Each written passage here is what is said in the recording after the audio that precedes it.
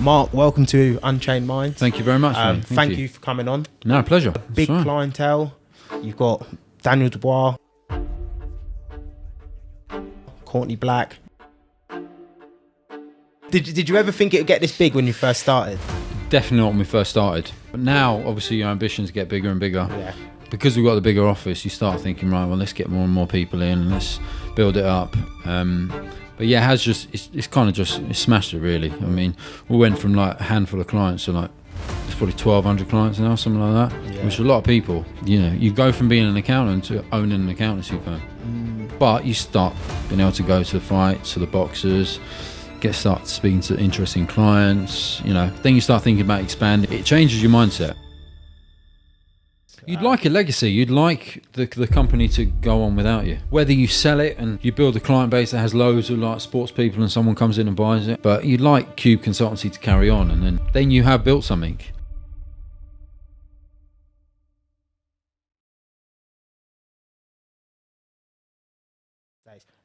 Right, we go again. Yeah. Second time's the charm. Cool. Mark, welcome to Unchained Minds. Thank you very much. Mate. Thank you for coming on. No, pleasure. Obviously, we're in the office, Harpenden. Yep. In the podcast room, actually. Yes, right, yeah. Big clientele.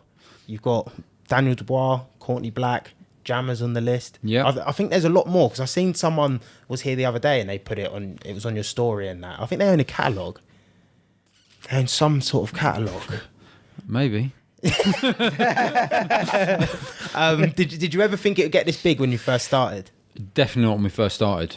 It started like ramping up, but now obviously your ambitions get bigger and bigger. Yeah. Because we've got the bigger office, you start thinking, right, well, let's get more and more people in and let's build it up. But yeah, it's kind of just smashed it, really. I mean, we went from like a handful of clients to like, it's probably 1,200 clients now, something like that, which is a lot of people. But then you've got to bring staff in and all that kind of stuff. You've got to manage more people. You know, you go from being an accountant to owning an accountancy firm. But you start being able to go to the fights, to the boxers, start speaking to interesting clients, you know. Then you start thinking about expanding. What else can you go into? It changes your mindset. Yeah. You know, you always look at businesses and you go, how did that person get to move from whatever they do to running a big firm? But gradually you just pick up little skills. Yeah. Like you start thinking about marketing, start thinking about systems and like shit like that, just boring stuff, really. Yeah, but the minute you get it right, it makes it easier. I suppose the people you come into contact with as well, your network starts growing. Next thing you know, you start linking in with different people. That's it. Yeah. You start being in circles. Like when I go to the boxing now, you know, like 10, 15 people there, like, you know, quite well-known, proper people. And it just leads in, you know, and it gets easier. It definitely gets easier, but then you got, you know, more responsibilities. Maintain. Well, you got staff in, you got to pay for the wages every month. You know, there's a certain commitment that you have to do. Is it stressful running a business? Yeah, big time. I suppose it doesn't ever stop, does it? No, never. Until you replace yourself. You know, everyone says replace yourself as soon as you can, get some more staff in, but until that happens, and it feels fucking miles away. Delegate. Oh my God. You got to delegate. You've got to keep delegating little jobs off. As you start getting stuff that ties you down, you go, right, that goes to someone. Are you like a control freak? To a degree, yeah. You have to lose that. Is it hard to lose it and hand it to someone? Well, then you start thinking, right, well, if I wasn't there, as you start raising little bills, that little invoices, you go, well, I wasn't there, that wouldn't have happened. But then you need to get people in that think like that, you know, make them a little bit hungry like salespeople. But that's later down the line. Right now, it's just getting the engine room to get clients, you know. But it's just, like I said, it's just grown, you know. Yeah. It was me and Richard with 5 clients, and then COVID came, and then because we only had a few clients, probably had 10 at that stage. Yeah. We had a couple of guys, like lads, like call up and they were like crying down the phone because it's panic stations. People were going to lose their businesses. Yeah. So we decided to, in fact, it was Richard. I claim it, but it was Richard that said, we'll stop all fees. Like write to people and say, look, you don't need to pay us. And after about 2-3 months, people, you know, settled down, business started picking up. I'm not joking, we got hundreds and hundreds of clients from that. So whether it was a kind gesture, I'm not sure what it was, but I feel like the universe works like that, man. Maybe. You do something, you help people out in a weird way and it comes back around. Maybe, like, people would just say, oh, you did us a favour on this, and then it just started. But then we had a serious problem because we'll get hundreds of clients, only just us. Yeah. So we're like we were banging trouble then. but it really did ramp up. So, whether it's a good deed or not, but it definitely worked. How did you actually start your accountancy journey? How did that go? What got you into accountancy? My old man had a business. He was just he was a truck driver, just one for himself. So I remember doing the invoices and dropping the accounts off to the accountant and thinking, and then he came back with this figure he had to pay for tax. And I was like, okay, all right. And then obviously I thought there was a lot of cash in it, when you're growing up. So then you just learnt this for you? No. So then I went into doing my A-levels. So all my mates, I just about got through my GCSEs, right, with like 5 C's, and it got me into A-levels. But then I did business studies, accountancy, economics, and I got 2 A's and a B. And I was like, shit, okay, all right, I got this. I enjoyed it. I get it. Yeah. And then I didn't want to do uni, so I managed to get like an apprenticeship, equivalent of an apprenticeship, quite a big firm. I don't know how I got it, but completely blagged it and started working there. And then I got hired by an even bigger firm, so I worked with them. So I worked at like the big firms and qualified, and then I moved to a small firm because I realised most of my mates didn't own Ryanair or something, so I wasn't going to get much work out of it. Most of my mates were builders, so I had to go to a small firm, and I went to a really small firm, and I kind of learn to be an accountant again. I remember someone showing me a VAT return. I was like, what the fuck is this? Yeah. Because I hadn't seen it before. I'd just been ticking a bank for like 3 years, so you had no idea. And then I had to relearn the whole skill, so which was good. And then I picked up my clients, and then it kind of just went into other businesses, and then we started this in Jan 19. So did you start any other businesses? I had my own accountancy firm before. Yeah, so I probably started working for myself about 25, as soon as I qualified, really. And then, but that was all like smaller stuff. And then, I look at it, and if I stayed with it, how would it have got? But I didn't have a Richard. Richard. Well, you met Richard. Yeah. With different skills. Yeah. We're very different people, but he came from a banking background, and having a partner. Complement each other Massively. Yeah. Massively. And then also, in the bad times when you think, right, well, I've got to get some bills out to pay the wages, you just dig deep. And to have that sounding board to go, do you think we should do this? Both of us are quite risk takers, so we'd always have a punt at something, which helps. You got to do it. But you got to do it. You got to have the risk. Well, you got to have the risk. Big balls. Yeah. Even if you throw cash at it, doesn't work, it might not be wasted money. The worst is when you have to admit it's completely wasted money. Yeah. That's a real kick in the bollocks. Yeah. But when you think, right, well, that's your education, because you've learned some serious skills on that, you can adapt it into something else.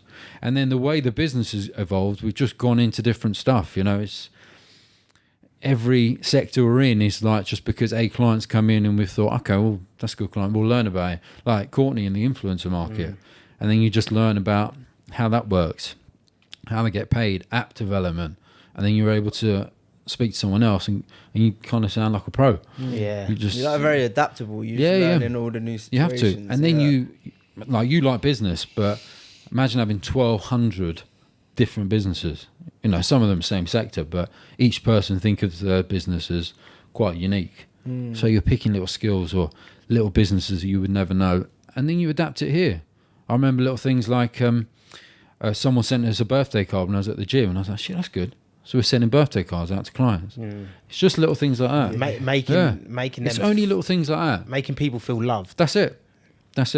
Because, everyone, the legacy clients still call up like they know you, but it's tough when you've got that many clients. It's hard to remember. So it's them little things. Yeah. But when you can put people in place that replace you, and you say, right, well, you need to go to Callum or Arthur or Darren first.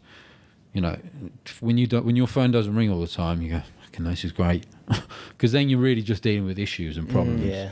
Or new businesses. Yeah. So I just want to quickly go back to the GCSEs. So you said you got 4 or 5 C's. You didn't get an A in maths or anything like that. Not at all. No.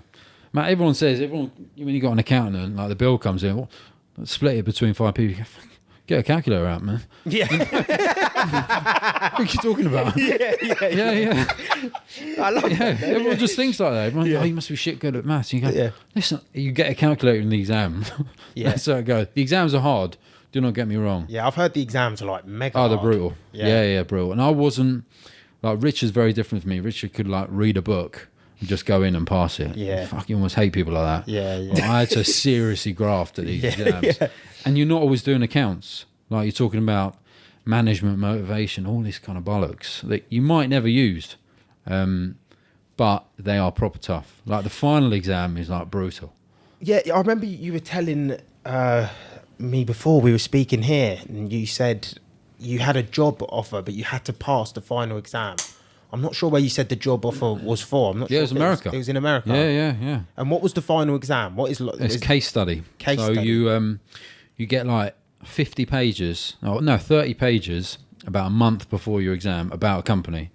So anything could come up. Then you go into the exam and you get like 15 pages of stuff. And you got to write for like 3 hours. And then you'll come back and there's other impact, like there's been a divorce or something. And then you got to write again. So on that first exam, when I obviously failed that one because I'm not in New York. Yeah. So you go out and you start listening to people and they're going, oh, I wrote about this. And you think, fucking, I didn't write about that. I've gone way off on something else. So you come back trying to save it. Yeah. So when I did it again, I stayed in my car. I was like, I'm not talking to no one. Yeah.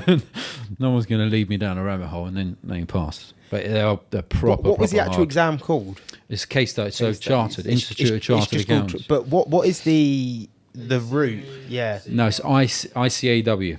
No, ACCA is another one. It's ACA, yeah. Yeah. Is that like the... It's the top in England, yeah.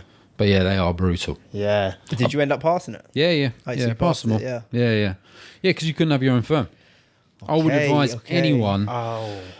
I'd advise anyone to do a accountancy exam. You don't have to do them ones, but do like AAT or something, because even like anything you look at, you would just look at a balance sheet or a P&L and just go, right, you could look at it and just ask a few questions. So if you're going to do business, yeah. We got so many clients who go, no, fuck it. I don't know numbers. I don't like it. You do that. But you should know your business. You should know what your profit is. You should know, are you collecting enough debt? Are you doing this? Or do some people just not... They don't want to get involved. Yeah. So they don't really know nothing about their business. No. They're doing business, but they don't know business. Exactly.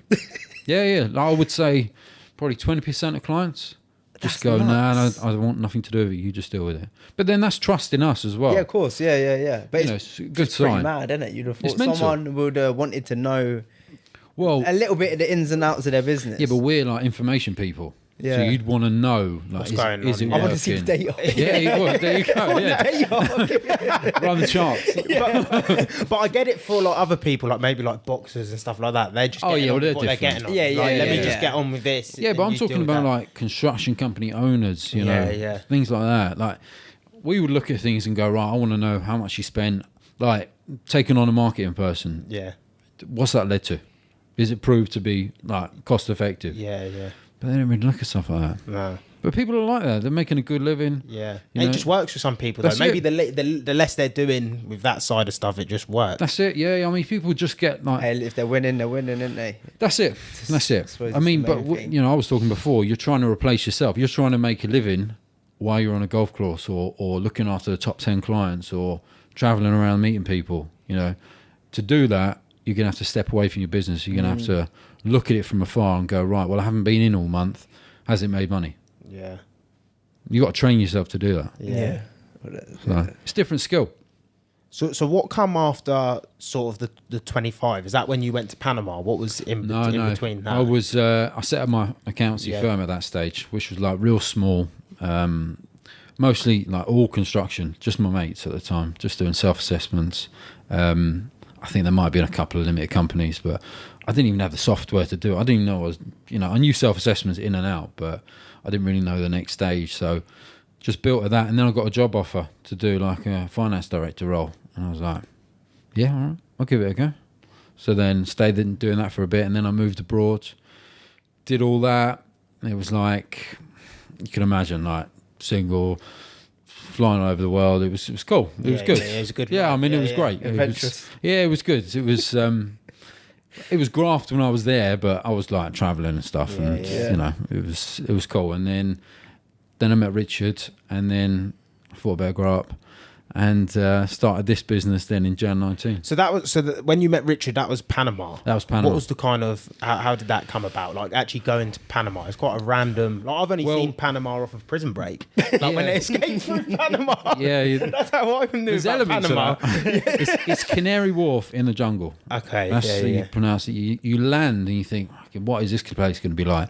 And then there's police escorts all the way. It's a strange place, but it's American speaking, and the staff are quite cheap. Yeah. So that's why they cost about $700 for a staff member to be on the phones to make calls. So it's a lot cheaper than being on America. So that's how that came about. Okay. Yeah, It's a nice country. It's cool. Yeah, it's all right. Yeah, It's yeah. all right. Yeah. I mean, I didn't see too much. You're literally there working, a couple of nights out, but you felt like you wanted to get back to the hotel. Yeah. You don't want to stay. Yeah, you don't want to be wandering the streets. How long was you there Panama. for? Used to do like Oh, you do stints there? stints. Oh, Yeah, there was a okay. whole team there. Yeah. There was like 240 people there, but it was run by them. I kind of dreaded going over there because it was like Yeah. you come back just drained. Yeah. Yeah, like proper drained. But it was a good experience. And then obviously, met Richard. He came to take the job, didn't he? Yeah, he came to take my job. So yeah, he was going to replace me as the finance director. Yeah. Were they going to just get rid of you or move you? No, to a I was going different- to move into something else. Okay. Yeah. With the Well, I company? think so. yeah. Within the company, I was Yeah, going to yeah. do like more operation side of things. But yeah, I mean, listen, he was way more qualified than me. So so that's how that came about, and then we kind of clicked. Yeah. Everyone, when someone's coming in to replace someone else, thinking it's going to be tension. Yeah. Well, I didn't give a shit. So I kind of accepted it, and I was fine with it. Yeah. I was going to move into something else anyway. So Did you almost just try and learn from him when he was there? Yeah, maybe to a degree. Yeah, I mean, remember he'd come from a banking background, so like listing companies, that was like way over my head. I didn't know anything about the. Well, you boys know about the stock market and Yeah, listing yeah. companies and IPOs. So that's the type of stuff he was doing. Yeah, he'd done that for like massive banks and huge companies. Like it was like literally Chinese. I was like, I don't even know what you're talking about. He's just trying to stay awake, to listen to it. But it was skills that I never had. I'm not sure if I ever wanted them skills, but I definitely wanted to be able to look at, like I was telling you, balance sheet and numbers and go, right, this is worth looking at. This is worth investing in. But you don't really. I never learned it back then because I just didn't have an interest. I learned it when I got my own company. That's when you learn the keys because it means something to you. Yeah. Just 'cause there's a bit more passion behind You it. care. Yeah. You care. You literally care. Like when you're deciding whether to take someone else on, you're looking at it properly. It's not just like, lick your finger and go, let's take someone else on. Yeah. You got to look at it and go, right, well, how does it work? So we're still learning all the time. Yeah. Every time you come in, there's a different person. Yeah. But I think that's the thing about life, innit? You'll always be learning. of course, if That's you the good don't, thing. you are literally going backwards. Yeah, Yeah, if yeah. you're not learning something and moving forward, and then remember when I was training, I'd gone through really big firms, so I kind of had really regimented ways. Now I've got like students and stuff here. You start thinking, well, how are they going to learn? But Did you have to adapt as a leader? yeah, I'd never really been a manager Yeah. or anything like that, so I'm not really sure. Not a huge fan of it. Richard's probably better at it than me. Yeah. So I kind of moved away from it, and now Darren and him Yeah. kind of run that, the team. Try not to be in that much if I can. And just, well, no, not because of that, but going out and meeting clients. Yeah, and, yeah. They do a better job at it. They do a better job. Yeah. Yeah. They just do, and I do a better job at that and going and meeting people and like putting connections together. Building your network and your black book. It's it's unbelievable. It's a game changer. Would you say you're a people person then? Yeah. 'Cause from listening to your story from when you said you were blagging to get certain jobs, it just seems like It's you're the not number lucky. one- You're just very good at speaking to people. It's the number one skill, Yeah. I think. If you'll get through the exams, you'll stumble through them, you'll get through them. But if you can speak to people and make them comfortable and solve problems, you'll never go poor. Yeah. You just never will. Yeah. Because you'll speak to them, and if you can adapt to speak to like royalty, for example, something like that, and then just like your mates, if you can adapt them skills and just adapt it to also think about yourself and go, right, well, how can I it's going to sound bad, but use that person for who they know, and can you introduce me? So when I'm speaking to them, I'm always saying, you know, if you've done a good job, make sure you mention me to someone else, and you start thinking of angles. Yeah. But Was that a natural skill? Is that something you kind of adapted to? No, I definitely learnt it. Yeah. I was like proper shy. Yeah. Proper shy. Yeah. Public speaking. I used to get my sister to return clothes for me. Yeah. Stuff like, it's mental. Yeah. People don't believe it now, but I was proper shy. Yeah. But probably since I started Cubed, because you have to. It's like, Push yourself out your comfort. well, you have to. Yeah. You literally got to, kill what you eat, or eat what you kill. Yeah. But you have to. And then we started like, I remember making like calls to people, like people would do inquiries, and you buy a lead, and you'd have to call someone up, and they put the phone down. I was like, fucking hell, this is brutal. Yeah. But if you don't do it, you're not going to get any clients. Yeah, but that was hard. But people person is definitely, it's the skill. And then what was it like starting the business in America and moving over there? How did that, what was the process like? Because obviously I've heard a few people now, it's a very hard process now. So what was the process like, and then how did it go? Well, it was easy for us because we had an American company over there. Okay. So the visas and things like that. It was just easy to get. Yeah, if you've got someone over there, you can bring someone in that's got a certain set of skills, and it's easier to bring them in. If you've got an English passport, you can bring in other English people. So it was easier. So did you purchase the business, an American business? Yeah, there was 2 businesses in America, one in Panama, and they all kind of like linked together. Okay. Yeah, so it made it easier. And I always thought I was going to live in America, but Yeah. Did you not like it over there? nah, it's a lot of Americans there, man. A lot of Americans. You done New York and Florida, didn't you? They drain you after a while. Yeah. Why? Just too much. It's just a bit much. And then I always thought like English was like you do the long hours. Fucking New York is brutal, like hours wise. Is it? Yeah. Like proper brutal. You hardly get any holiday. It's like hardcore. Florida's like completely different. It's like everyone's retired. Yeah. But Americans are hard, and then they're just great on you after a bit. They are so different to English people. They really Right. are. What in like energy sense that they Energy, just, like, and also like you're having a good day. Everyone's like this, and you think, "Fucking, what are you after?" that just says everything about English. You've just I want got to chill. it. You've got it. Like, coming over, everyone's talking to you. You think, "Fucking, what's going on here?" Yeah. Like, everyone's way too over the top. Yeah. But they're brought up with that customer services thing. Yeah. Listen, it works, but English people are naturally suspicious, especially from London. You're like, Yeah, way over the it's top. very late. Everyone's a bit like. You think so? Yeah. You think though, like, because apparently in America as well, when you walk down the street or into shops, everyone's really friendly. Yeah, they Hello, you're right. Morning. In England, you'll walk past 100 people a day, and you won't say nothing to no one. Yeah, you won't say everyone's- nothing to no one. Unless you're up north. Yeah, Up unless you're north, yeah. But then yeah. you get suspicious up there as well. What's going on, man? I don't even know these people. Maybe it is a southern thing. It's I think definitely. it is. I think Yeah. it's definitely. But I don't know why it is. Like, Just shut off. we've not all been like conned and ripped off and stuff like that. I don't know why we've all just gone. We got deep rooted Yeah. trauma, man. This kid's got my yourself pin to number. yourself. Yeah, you just so America's very different Yeah. to that. Yeah. Have you ever any big setbacks in your career you've had to get over? Well, that one from America, that was like a massive fail. Yeah. I'd kind of gone all in on that, and it just massively flopped.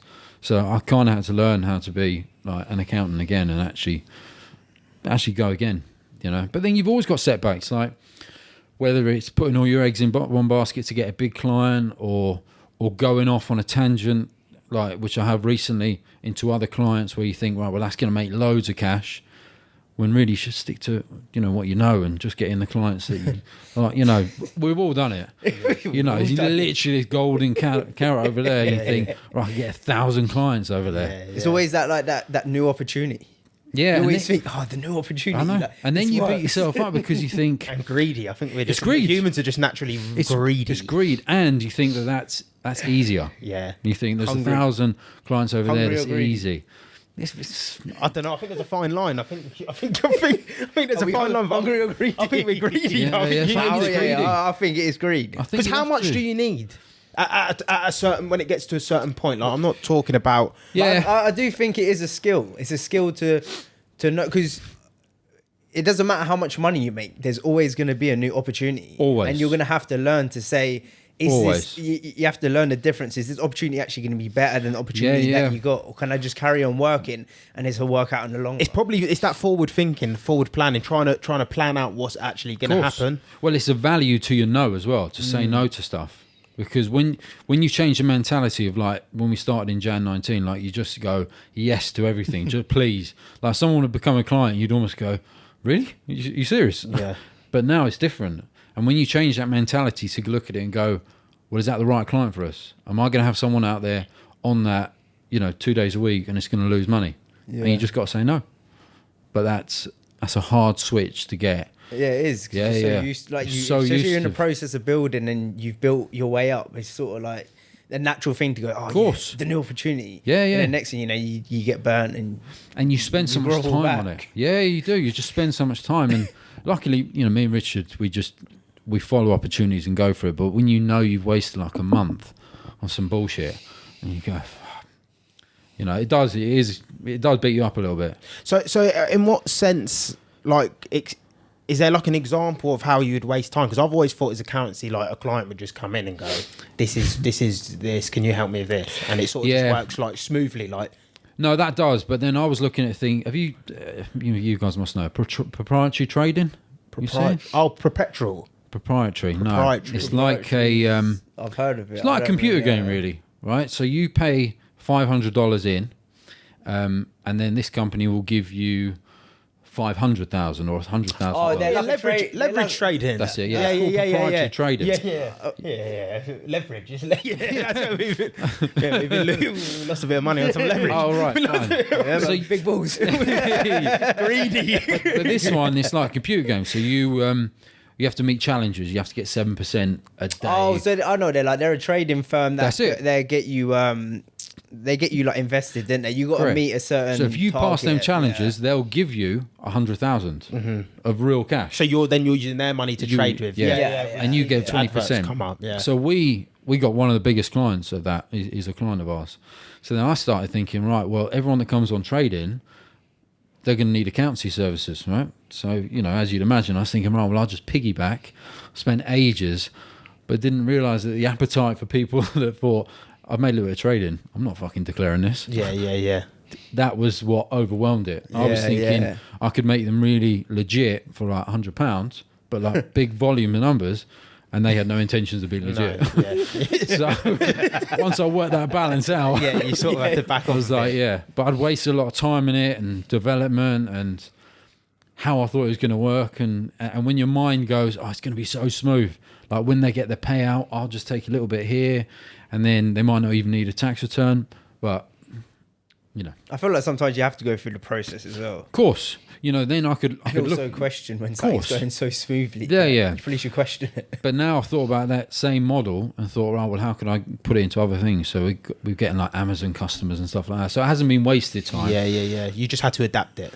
Yeah, I just thought it was going to be a nice one, because obviously they're taking on like 100 or 200,000 people a month, and you're like, obviously your eyes just light up. just light up, But I think it's so hard for them to make 7%. Yeah, It's crazy because you do think, people I mean, think you can make like easy money, but when you course. actually go do it, But you end then- up losing your money. But then I've seen that with that one, it's like a computer game. I've seen people get massive payouts, so there obviously is a skill to it. Yeah, there's a skill. I don't even want to get involved in it. Yeah. I'll give up my day job, start trading. But yeah, that's an example of just wasted time. Yeah. And when you got your own business, and we're not at a stage where we're completely, we still need to graft every month.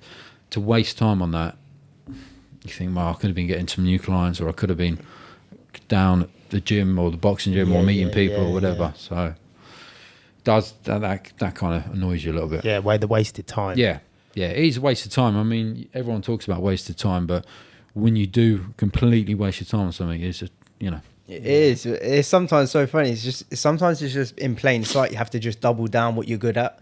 That's and it. just double down more on it. And you're good at it's it. that shiny object. Yeah, It of just course. looks so good. Yeah. I mean, it's the same as like looking at a big, massive client. That was always, let's get the big clients in. But really, I enjoy like clients like owner managed businesses, people you can actually have a chat with and kind of make a difference, and they want to have a chat and say, right, well, I want to reduce my tax, or I'm trying to buy a house or whatever. Speaking to like 4 layers of people in a company, it's just, it ain't fun. Yeah, there's no human element to it. There's none. Yeah, there's none. You know, and you'll literally get dropped as well pretty quick. Yeah. So we're still trying to find our feet in that, because you want to get some big clients, but maybe I'll stick to the boxers and things like that. And you want to enjoy it as well. That's what it's about, isn't it? Of course. At the end of the day. I mean, for me, having to go down to like solve issues for bigger clients is just, it's not great, you know. What are the sort of issues you might run into though? I know you probably can't say major things, but even if it was just like an example, like what are the sort of issues? HMRC investigations. Yeah. Obviously, they're the big ones. People always get worried about them. Yeah. So they get in right panics. Anyone gets them brown letters. Yeah. You know, like people just shit themselves. But I made a living from brown letters. Yeah, you know, they literally call you up and you just put them at ease, and because you've seen so many, it's rare that you'll see a letter from HMRC and not know what they're looking at, what the angle is. But people are getting more and more of them. You know, because they want more money now. Well, the government's they're skin. trying to, yeah. So they're proper on it for cash now. Yeah. So, and it's going to get worse. Like, no, they ain't fucking around now. No, when the economy's tight, squeaky bum time. They want their money. Yeah. Well, when I was hearing about that Keir Starmer talking about how he's going to fund everything, and he went through fraud in HMRC, I was like, shit, people are going to be some brown envelopes. We're going back to the farm. Yeah. People are going to be getting some serious brown envelopes. So, yeah. But that's real panic. And then there's the other thing as well, where people expect too much. Like, you know, they're a certain firm, but they don't get you as all in, you know, like 10 o'clock at night calling up, you know, and they expect, so there's an expectation, you know. And also that's our own fault, because when we first started, someone could call me anytime, but it changes, you know. Yeah. And now we price it up properly, so I know that if that's done, that we make profit. And if there's anything outside of that, I'm going to charge you. Yeah. You know, but you have to get like that. Yeah. Well, it's your time. It's a and business the value as well. you bring. You have to do it at 10. It's a bit. Yeah, it's of course. Different. Well, when you look at the reports we were doing, because we only had like 5 or 10 clients, and like, you know, you pay a fortune for them now, but we couldn't deliver that because we got bills and we're bigger. So, what's a key thing businesses should consider? Like, in terms of what, growth? Growth, or like their balance sheets, or what they should be looking at, so they don't be getting them brown slips. Yeah, I mean, the AI that we were speaking about before, I mean, you've got to get on that quick for businesses. I think they are just swallowing up other companies.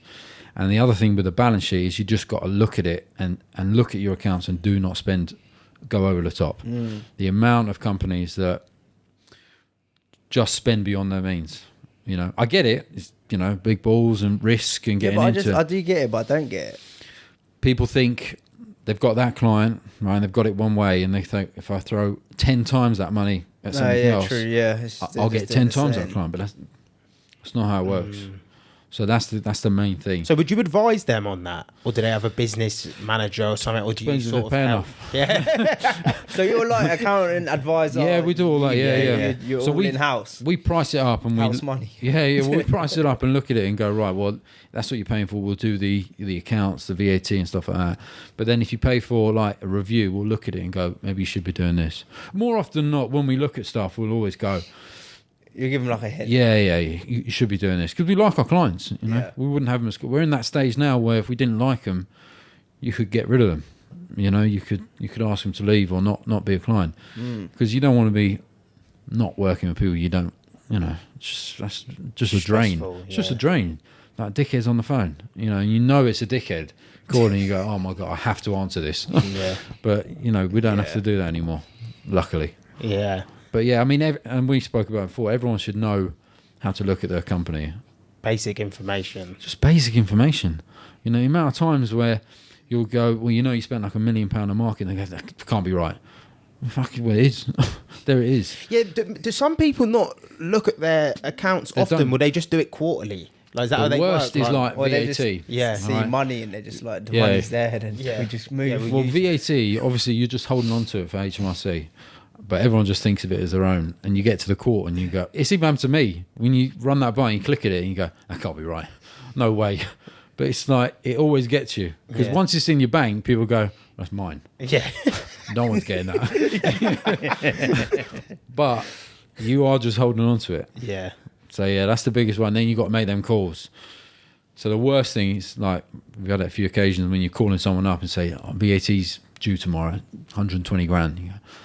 So we've trained like the staff here to not deliver news like that the day before, because you need to because it's always a surprise, the VAT. You got to settle it, man. You got to settle it. If you can put it aside, literally as money comes in, move it into another account, that's amazing, but no one's going to do that. So it's probably the best way, because money's such an emotional attachment. We've got a horrible attachment to money. If you don't see it in the account, if you can train yourself to move it over, you'll be much better off, but it is nearly impossible. Why will some people just look at the VAT and go, well, I'll use that and then I'll reimburse it with whatever comes in later? Yeah. So like, but VAT, you've loaned yourself. You've loaned yourself. You've loaned. You took a government loan out. Well, I mean, listen, it does happen. Yeah. But you do not fuck around with VAT. Yeah, because will they come? Is that one thing they will come for you? They're on you, VAT. Yeah. Because it's done every quarter. Yeah. Like, you know about VAT carousels. Like, Nah, VAT is like the biggest frauded tax. Yeah. Because remember, you get the money in advance. So if you put in the invoices, HMRC would just give you that VAT. So carousels were being set up where you would invoice over to, I don't know, Hong Kong, right? With all these invoices with VAT, and then you come back, file your claim, and you get like a couple of mil from HMRC and close it down. So it was huge. It was massive. And they were just cutting them. So now they're on it. Yeah. So construction's changed completely now. Whoever's being paid pays the VAT in advance to HMRC. Yeah. Yeah, they're on it. See, we never deal with that sort of stuff because we're You wouldn't know. CIS, so it gets taken off of us, and then we just do a tax return. So who you work for, they would pay a VAT in advance now. Yeah. Because construction was the biggest one. Yeah. You can imagine. Yeah, You just build up, type of guy, do your VATs, and then all of a sudden you buy £1 million worth of equipment from someone and get 200 grand in your pocket and close the company down. Yeah. Is that why they changed the limited company rule as well? Yeah. Everything's changing because of that. Yeah. Because they're even going to change how you do your self-assessments. Are they? You're going to have to do a self-assessment every quarter and then one at the end. So like 5 self-assessments a year. Are they seriously looking to do that? Was this Labour? No, it was coming in before. Was it? And you're going to have to put it onto like accounting software like Xero. Where's the simplicity gone? Yeah, but they probably, like you said, they're looking to crack down on money. They don't want to lose no more money. I mean, if they're looking for easy cash, self-assessments are pretty quick. Yeah. You know, funny enough, the person buys the same tool every year. Yeah. Lads, you better get off the tool. You got a receipt for that? No. Self-assessments are an easy one to. Well, they're going to tighten down on it. Fraud it. Remember, they've been chasing after COVID money, and now they're done with that. So now they've been bringing people in for the COVID loans. Yeah. They've been bringing people in for questioning. They've been going to jail. Yeah. What did they say at the start when they were printing? Oh, don't worry about interest rates. They won't come. Yeah. But I mean, they come in. Them bounce back loans. I mean, they were fucking mental. You know, people were just taking their. Look at the Romanians and that, just opening up companies. We had a guy back home come to the office, and his sister was saying, "Oh, maybe you can help him, you know, with his situation." And he came to the office and he said, "Oh, I've done 1,000 bounce back loans." I was like, "Get the fuck out of the office, man!" I thought he was being followed. I was like, "You're done." Yeah, you're done. What are you going to do? Just English guy? No, foreign guy. Oh, okay. But 1,000 bounce back loans. Yeah. Weren't there? It just mental, flee, man. Flee. Can I help him out? No. Flee the country. Yeah, go back Calais. Get You got to out, go man. Calais and then go wherever you got to go. Panama. His shoulder going, is anyone following you? Yeah, I was like, yeah. But people were like, you know, we had loads of people because it felt so easy. Weren't there a big scandal? Not that maybe they clocked onto it a few months ago. Where they found Bulgarians. Yeah, they found. I shouldn't say that. No, you fucking Bulgarians. Say that. Yeah. Top Not with everything going on in the minute with the race riots and that. You got this man here going, "They Bulgarians." They found all these receipts. They had all the receipts. What was it for though? I don't know. It was a. They raided a house, didn't they? They had loads of phones as well. Loads of phones, loads of receipts. What, They claimed doing loads of loans through They were just doing COVID. loads of Oh, bounce back loans. yeah. And they kept everything though. But I mean- Receipts, But they made everything. it was like 90 something million or something. Yeah, they had- It's like, Yeah, it was why- massive. It was the why are you biggest still- payout. why are you Yeah. still here? Yeah. It's greed. But how are they? Comes to greed. But Yeah, how? go back home. Yeah, but it is greed because they think they can carry on. It was more than COVID. They were doing like, you know, all the claims, all the advanced, you know, all the anything they could get away with. Yeah, anything they could do. I mean, It shows the government, though, but if it was being given to them, I'm not leaving. like how easy the loopholes are. Yeah, but that's what's funny though. We say that. We'll say, oh, it shows the government. And then when they're like, well, you got to do 5 self-assessments now, you're like, well, make it simple. Well, you can't have both. Like, you can't have both. No, they fucked it for us. But I rate it because they done it. You know what I mean? Someone had to do it. But you think about them bounce back loans, right? We all know people that got 50 grand in their account. Yeah. Right? That will never see 50 grand again. You think they're going to pay that back? Yeah. It's a loss of your mind. Yeah, it's kind of crazy that they let... Do you think they do it on purpose a bit? They let it go through easy so they can come back and... Well, it was a bit of a mental time, wasn't it? Yeah. COVID. I felt like it was like a world war. It was a lot of... We were funding a lot of stuff that never needed to be funded, and a lot of people were profiteering from things that... the banks, like... Yeah, the banks yeah. They were like cycling money, acting like... I don't know politics, but... Yeah, the money got cycled into things. The banks, like some of them online banks, were picking up thousands of new customers, right? And there was almost risk-free because the bank was going to cover, the government's going to cover you the loan. So you got a loan from Starling or one of the Tide or something like that. You're in with them for life, really, and they just got a customer for free. And then they're going to get your interest, they're going to get all that kind of stuff, and they didn't have to risk it because the government was going to back them anyway. Yeah, it was mental. I mean, COVID was mad. Crazy time. Yeah, I mean, I always think you're going to be asked about September 11 and COVID. Like, what was it like? You know, kids maybe, but I mean, what was going on was just madness. Just madness. People just 50 grand being spunked on watches, going on the smash for a week, and thanks, Rishi. Yeah, this is mental. Building people, getting, like you said, the loans, and if you're not using it, everyone's just going down the boozer. Yeah, that's of course. What it was. Yeah, people were getting... Was it like every quarter you were getting something, you know? Every 3 months, maybe? Yeah, it was. Months. Yeah, every quarter. And what, it was like, quarter. you had like four loans. Yeah, it was... Then they kind of clocked on, and that fifth one, anyone that applied for that, I think, I've got you. And they were all over that fifth one. Were they? Yeah. Everyone I think I only got 4. Yeah, you would have. Yeah, I don't if think... If you spoke to anyone, like an accountant, they'd have gone, don't leave that last one. Yeah. Because that was the one. And everyone I know that did it got investigated. Did they? Yeah. Greed. Like, I remember speaking to some guy. The carrot. Like, the last do carrot. not do it. Lucky I missed and he that went, one. he goes, the final boss. Yeah. And I said, do not do it. And I think it was like 800 grand. He goes, fuck, it's £800. I went, don't do it. And then he got investigated. I said it though at the time. I was just like, it's just mad. When have you ever seen the government help the economy? That mad. Yeah. Like that crazy. They had to do something though. I mean, people like, for example, the guys calling up, like proper lads calling up crying because they thought their whole family were going to be on the breadline. Yeah, people were scared. People were really scared. Because you see, but do you feel like we needed to shut it down though, the way we did? It's because we shut. Oh, what, for COVID? Yeah, because we shut down the economy. Whole other conversation. Yeah.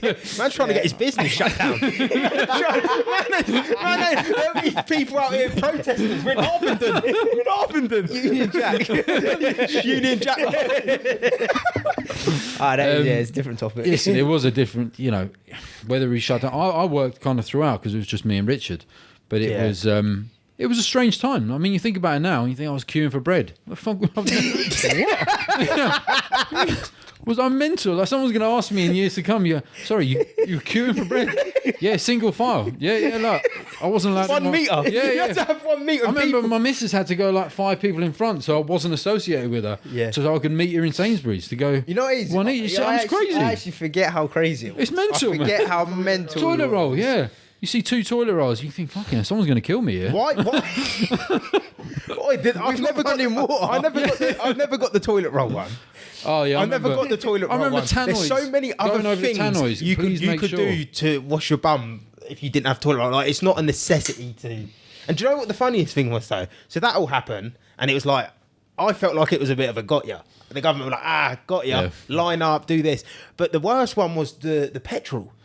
A couple like a year later, where we've just been done. And then they come out and go, yeah, no petrol. Everyone does it again. And I was like, bruv, there's loads of petrol. Just relax. That. Yeah. There's no petrol now because all of you are just going to get petrol. Carnage. Yeah. It's kind of scary though. Yeah, of course. If it's like mob mentality. They all have to say something, and everyone goes bananas. Yeah. And we just believed it. I mean, you remember the rumours about army coming in and all this kind of bullshit. Martial law. This is mental. What, you weren't allowed to drive your car past 7 or something. Yeah. Well, you'd set a time and you go, well, let's go for a daily walk. Yeah. You'd head off with the missus. And then everyone getting shit haircuts. And then you call up a barber because you heard he was like doing some haircuts, and you go, "Oh, how much is it? £150." Fuck off, man! Serious? Dodgy barbers. Do you know what's funny? People were selling like drinks and like toilet rolls and all this like out of the cars, like coming round and selling stuff. Like I brought a crate of drinks of someone like fizzy drinks. Yeah. But there was other people that made so much cash with PPE. Money. Stuff, Yeah, well, was that lady that? Well, I think she was the escape girl. Was she the blonde? Yeah, lady? there was loads of them because there was people that just had contracts, and the government reached. I mean, yeah, but they would just reach out and go, "Can you get your hands on?" They'd call up someone in China, and they'd sort it out. And funnily enough, they got the contract. But it wasn't small money; it was like tens of millions. She was like a barrister or something. But she'd already she was a she's a baroness. Baroness, yeah. But she was already quite successful. Yeah. You can tell her husband he's a wheeler dealer. But she had a bra company or something like that. So she'd already kind of made her money. But there was companies that went from like dormant companies, next set of accounts, 25 mil. Yeah. But who's in the wrong? Yeah, you know. At the end of the day, if my mate tapped me on the shoulder and goes, "Do you know what? I've got a guy. He can get you in with this, and you'll make 25 mil." I'd be setting up a company tomorrow, and then I'll be going Panama. I'll be on the run. I won't be sticking around either. But you're right. I mean, opportunity. You know, everything comes with opportunity. It's all a bit of luck. You know. Yeah. If you you go to Eton or wherever, and you got that in contact. Everyone says you're not paying for the education; you're paying for the contacts. Someone calls you up, and you're up there with, and it's just that's how it is. That's why I don't really envious people like things like that. I just think it's opportunity. Everyone made money, like I mean, even the prices we of did like well petrol that went up. Everything went up. So what do we want to do? We did well out of COVID. You know, it was you didn't want to say it at the time, but COVID worked out for us because we were able to like grow the business that stage. But if we were at this stage with a bigger workforce and having to send them home, we'd be fucked. Yeah. Like, that's the fine line. That's the difference. Yeah. We'd have lost all our staff, or have to. You can't really train your staff at home. You can't teach them how to do accounts. They need to listen to you on the phone and talk to other clients and all that. We'd probably be gone. Do you reckon that's where businesses maybe need to keep an eye on, like recessions, depressions, or like expect the unexpected? You have to, you have to kind of put things in place now. Because that was sort of a big wake-up call where a lot of businesses... Massive. This is what I don't understand, though. Like, a lot of big businesses, they're already on the breadline, but then the government come in and swoop them with another check to say, "Oh, no, we can bolster you up for another 10 years." But it's sort of like fake money in a fake economy. That's what it is, you're not producing anything. Because they're thinking they're going to bring more staff in, that person's going to spend more money, I'm going to get your national insurance and stuff like that. Yeah. It's a mental... But you do need to put things in place now, like because you think it's scary to think that the next time something like that happens, it might not be as bad in terms of like illness, but they could just shut everything down again. Really, that's it. They could say, "Well, all the businesses have to shut down." That's it. Yeah. Well, look, if we go into a depression, maybe. But look, you see the stock market drop the other day. Yeah. It's real. Like, but all their changes, everything they do, like even changing for self-employed people to now do 5 tax returns. That means your fee for an accountant goes from like £300 to over £1,000. Yeah. We're probably going to lose customers. You're going to have to find more cash. It's dig deep, lads, dig deep. Have to claim more. Because I ain't paying for it. But it is, all these things come in as a consequence. Yeah. You can't go and raise your price. It's like these mortgage rates, everything going up. You speak to my sister, or it's her mortgage has gone up by £600. You can't pull that out your arse. Yeah. That's a lot of money to find extra. When you have your own business, you think, right, well, I can make some cuts, or I could do some more work. But when you work for someone as a job, what are you gonna do? But this is where I feel like the government's kicking the can down the road, because there's only so far you can keep printing money. Well, they've borrowed so much. Yeah, there's only so far we can keep going, and you can keep raising, and this to people, everyone starts defaulting, and then the economy That's it. implodes. This is what I'm thinking. But it's made, like, you guys are thinking about moving out of the UK. You know, I would think about it as well, but it's because it's made the UK not as attractive. I seriously think And it's going to get worse and worse, you know? This was the place. Especially seeing how crazy it is now. I feel like ever since Labour, well, not to just say them, but ever since Richie Sunak and Keir Starmer were going at it, ever since then, it's like, this country's gone mad. Well, it feels dangerous as well. It's nutty. Yeah, it does. I try to stay like out of the noise, but Yeah. when you see Americans sharing it, you know something's fucking. When you see Americans saying how bad the UK is, you know there's fucking something bad going on. Because you know there's something bad going on. Yeah. Because their country's fucked. Yeah. I mean, fuck, America's a different world. Yeah.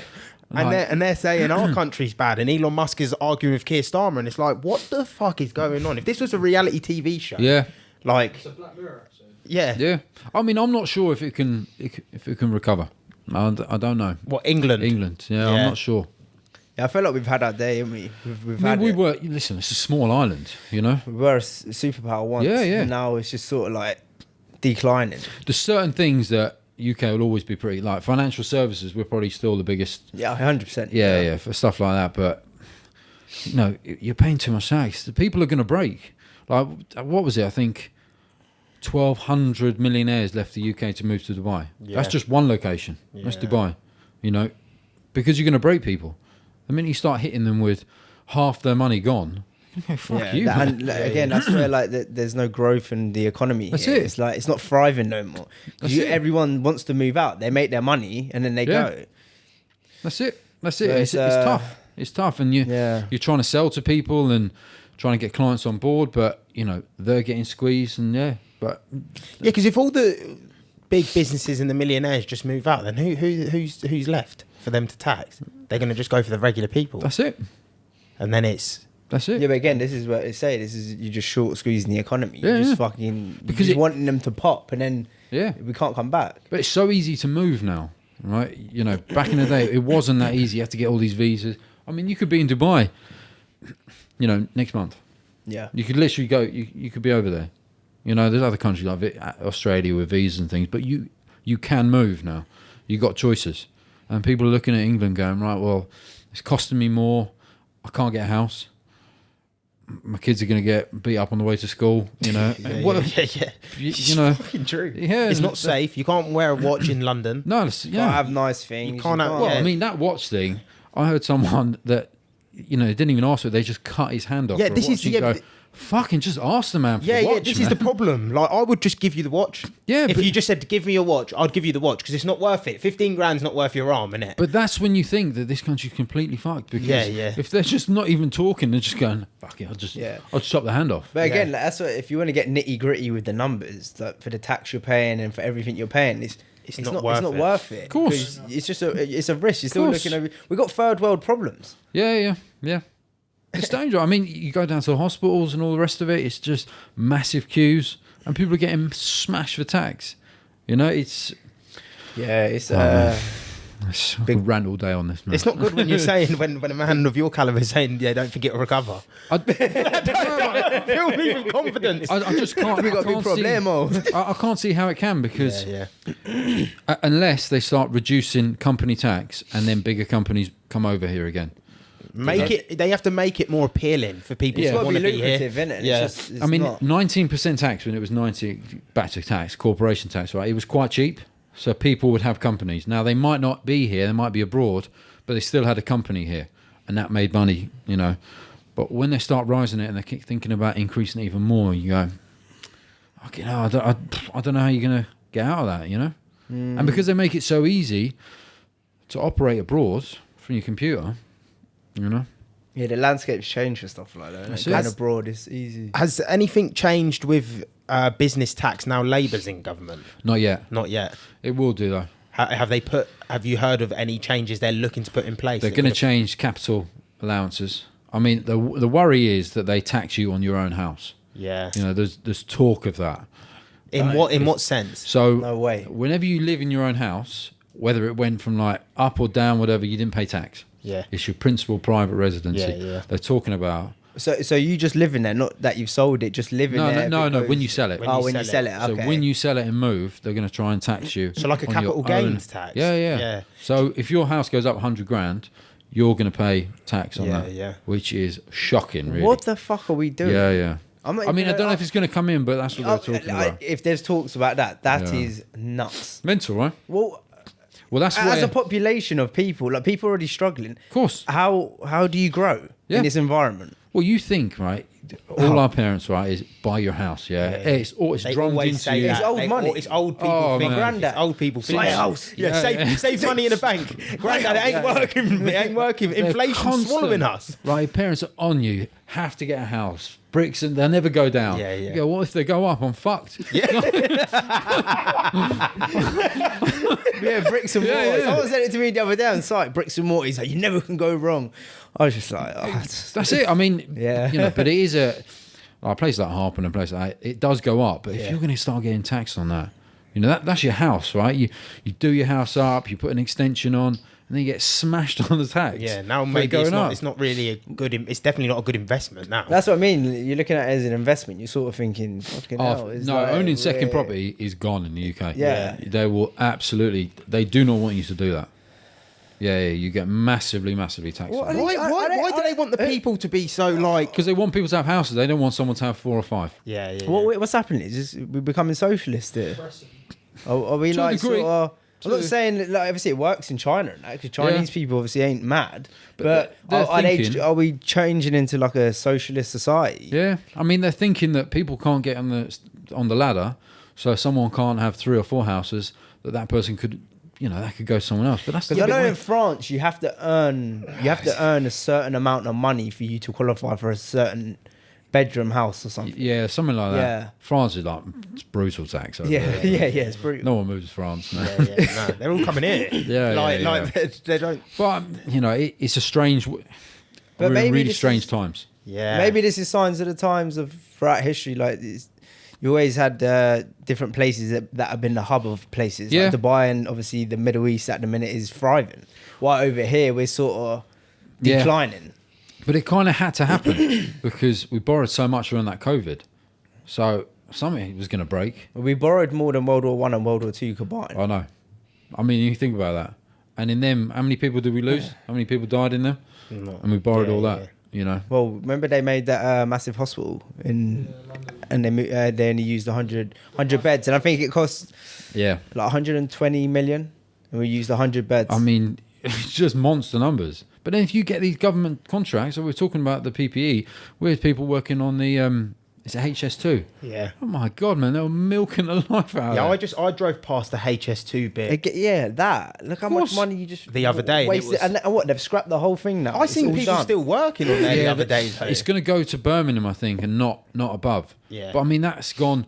All the land they brought off Oh people, my all God. the thing, like you've just ruined. Yeah, They of course. they do misspend money a lot. Yeah, of course. Yeah, but it's because it's not a businessman owning the Yeah. business. It's just a. No, but I It's don't not even their know. money as Yeah. well. They're not betting it. yeah, but I think the thing is because everyone's profiteering. So whatever party comes in, they're like, right, we do this. We've got our hands in here. He's gonna make this. I make this. It's just parties profiteering. That's what people generally don't understand. Everything's about money. It's all. It's all about money. Yeah, yeah. Dirty money. And it don't matter who you vote for. No. With that, in that sense, No, they're not all really. dirty now. Like they're all, they are. Though. No, go on. Why are you like- they are though, to an extent. Like they're all like to me. I look at Labour and Conservative now. Like Labour used to be for the working class person. Now you look at it and you think, are they like? Well, what's the real difference now? I don't really know. I mean, they got in, and 70% of the country didn't vote for them. Well, that was the stat I heard. Like 70% of the country, and they had a landslide. Yeah. So everyone's pretty pissed off because it was more spread on the voting. They were looking at other parties and stuff like that. Yeah. We've got big problemos in this country, man. Like, Yeah, they're- even like the immigration thing. I'm not against people coming to the country. Yeah. But again, overspill. 700 people come in yesterday. How are we funding all this shit? Yeah. We can't even fund your own people, let alone we're funding more people. And then Labour on top of that saying, oh yeah, we want 100,000 a year. It's just Hey. mental. And then they're just going to squeeze you on your tax, investigating. It's tough. It's a tough time. Yeah, when you put the pros and cons, it definitely ain't worth living here. No, I mean, When you think about everything we just spoke about, I'm not really hearing no pros. Are you going to join this company? No. Yeah. That's like if you joining a company working from 7 till 8 and not getting no holiday, and I'm like, well, is it? Well, I don't know if it's worth it. Of course. I mean, if you were thinking, right, I'll work hard and I'll get a house in London and it'll go up by whatever it will, and I'm set. My children are set. That mentality is changing. Now you're thinking, well, I've got my laptop. I'm making more money from that. I'll just move abroad and not pay any tax, and then come back when if I feel like it. That's why for like the working class people, like it's crippling because people don't understand there's other avenues, or people don't want to take the time out to learn it, and you don't learn it. You have to actively go out and search for it, and that's what's sad. Agreed. But people don't want to. No, you have to have a skill in this day and age. You have to have a skill. Like, I think it's imperative now to go out and learn another skill, especially if you're the average working class person. Because the working class is basically poor now. It's better the working to fail. class is Even that Stephen Bartlett came out with that thing with the 7 buckets and just getting a skill and filling it up, and then your contacts and filling it up and filling it up. If you can just work on them, if you get one skill that people need, and then just be amazing at it, right, and make a difference, and even how you speak to that person, you solve a solution for them, but do it in a way that you can make it simple, they understand. You'll be all right. Yeah. But you could do it somewhere else, maybe. Yeah. You know. Or you could, like you said, you got options. I think that's the great thing you want is the option. That's it. All right, if it don't work out here, I can divert, pivot, I can go here. I think that's the main thing about life. Yeah, of course. I mean, you always the option and freedom. That's it. It's what the you freedom. want. And then if you get financial or time freedom, then you can do other things and move into other businesses and venture into everything else. The skills you pick up in one business, a lot of them transferable. Yeah. Who should actually get an accountant? Is it for everyone? Is there a certain type of person? Should they earn a certain amount before? I would recommend self-employed people speak to someone, all right? Because you're probably missing a trick. You go in one pile that's got a tax agent or accountant, and the other pile that doesn't, and the doesn't pile gets looked at first. Yeah. So you're opening yourself up to investigation. So I would recommend it as long as it's cost effective. A good accountant should at least save you their fee, so they should be free. Yeah. And then another person is someone that's starting their business. It's deciding when though. You come up with an idea, set up the company, and get stuck into it. But when you start making money, when you start making even them first few sales, just speak to someone. Whether you move from a smaller accountancy up to a bigger one and ask more, or you price it. We price it on a basis of whatever your turnover is. So I like to think we're reasonable depending on the size. And we'll scale it up as you get bigger, and we'll also scale down if things don't work out and you need to scale it back a bit. But at least you've got that advice and you can look back, because people don't know about accounts and tax and what they need to do. They just don't. I've got questions. If someone's starting up a business, should they be a sole trader or should they open a limited company? Depends on what turnover you're going to make. So it's all about the turnover first. If you're making less than 50 grand profit, then sole trader. If you're not making a bit more, then limited company, because you get that personal allowance. that 12.5 grand. On a limited company, you pay tax on £1. On a sole trader, you pay tax on 12,550. What are the main differences between? Limited company is limited liability. It's like two different people. It's like you and you. So you got a restaurant. Someone gets food poisoning. Right, they sue that restaurant. They don't sue you. Yeah. So they can't come after your house. Yeah. So you are a sole trader. HMRC investigate you. They're coming after you. Yeah. So your assets, everything else. So limited liability. That's the one thing about the UK. That's why we keep getting people, because you can get a company and you can literally just close it down and start again. Yeah. So they're called phoenixes. And the UK companies are still seen as quite, like when you speak to, we're a little bit more international now. We've got a few international clients, and they all look at the UK like, amazing limited company. But whether that's the case or not, I don't know anymore. But yeah, you can literally just close it off and start again. Even if you owe them money and everything. Liquidate. Yeah, you can liquidate it. And it won't go on you won't have to Not go. You're literally... They still do that now, though. I thought they got rid of that for some reason. I thought you couldn't do companies that. within the limited company. Sister companies, subsidiaries, holding companies. Yeah. Offshores that go off of it. You can do all sorts. But yeah, you can still close. Because it is literally two different people. Yeah. And UK's the only place that does this. Well, it makes it easier. Yeah. It's like, it wasn't me, it was him. Yeah.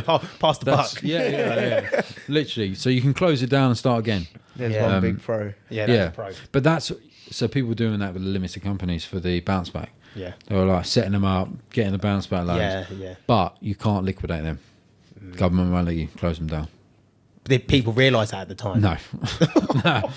No. If you did manage to get it through, they're now like resurfacing them. Yeah. And prison time is what they're prison time's happening. Yeah. We know a couple of people that that went inside for it. Oh. Yeah. Big time though. No, like 2-3 months. But remember, it's black and white fraud. Yeah. You either had the income or you didn't. Yeah. You had to have 200 grand's worth of sales to get a 50 grand loan. Did you?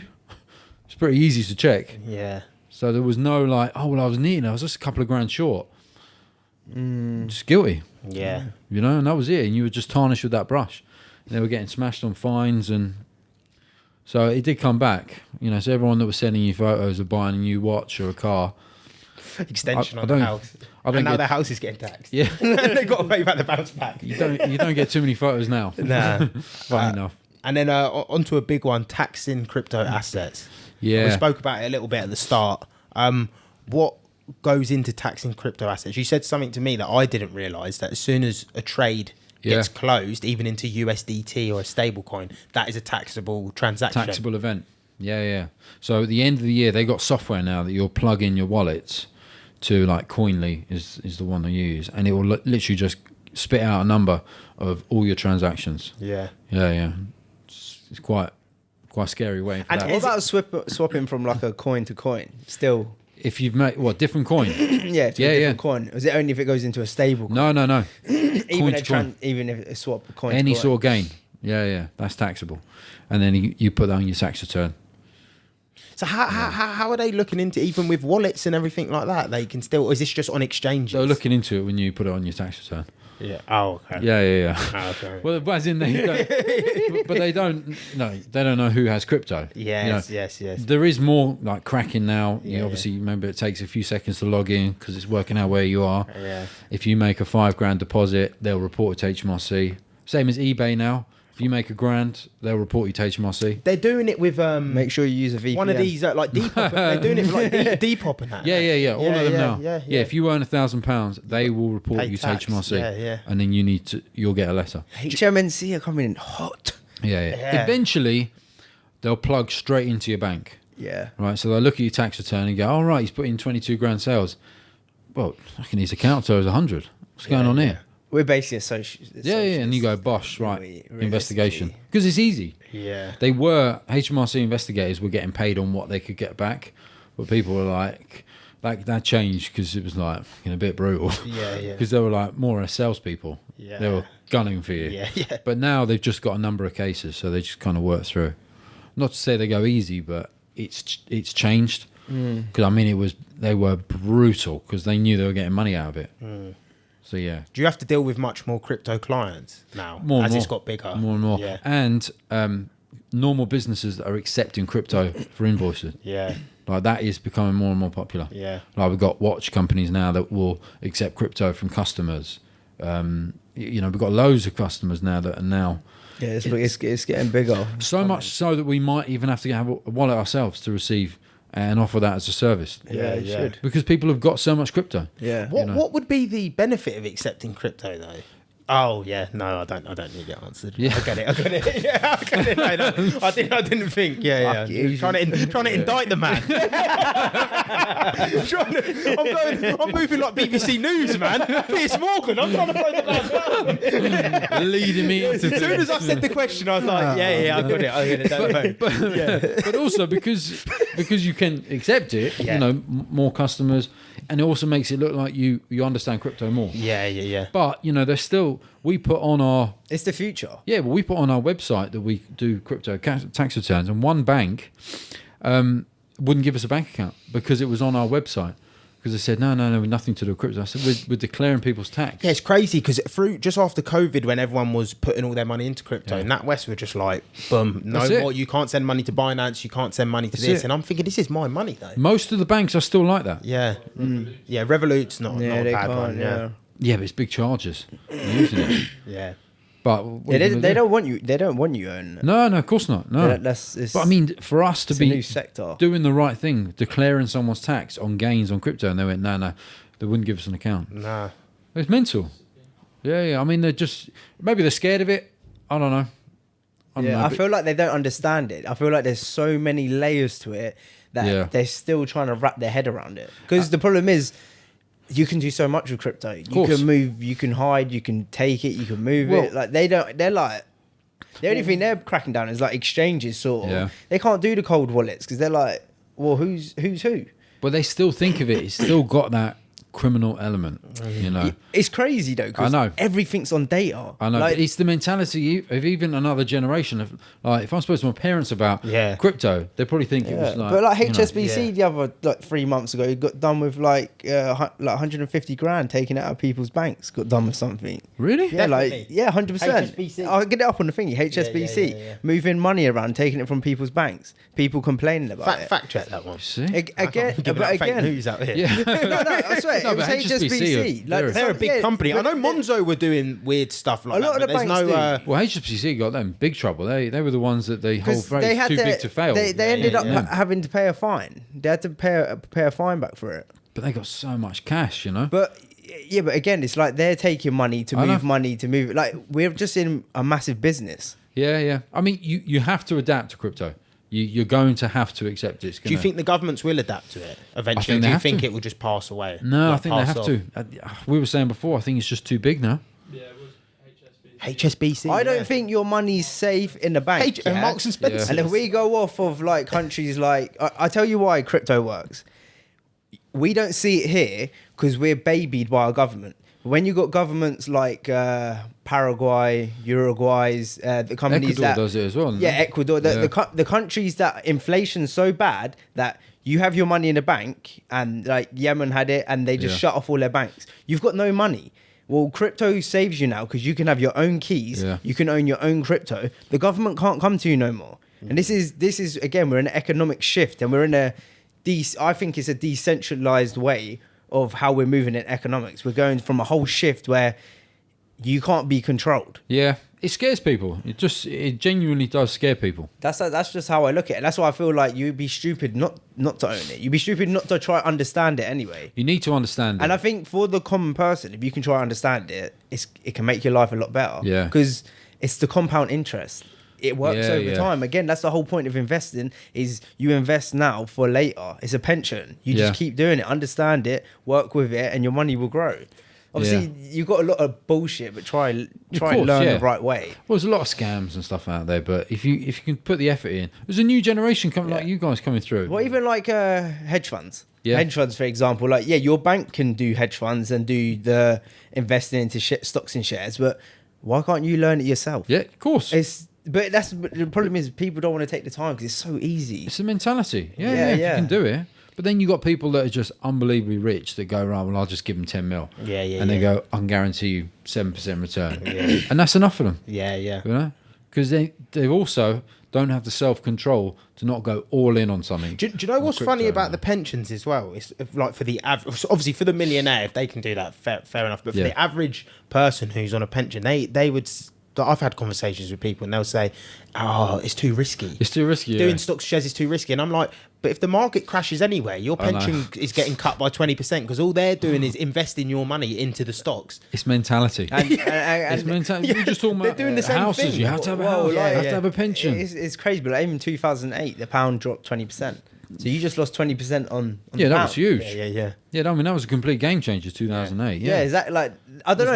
You've but been working through then as well, wouldn't you? I don't know, actually. Probably. I don't remember it. I'd have been on yeah. training. Yeah. Yeah, so I'd have but just that's been- the type of shit that scares me. Yeah, 'Cause Richard went through it and Yeah, he you, said... yeah, brutal. You look at all this stuff. The data's there. History is there. It's a matter of time before it rhymes.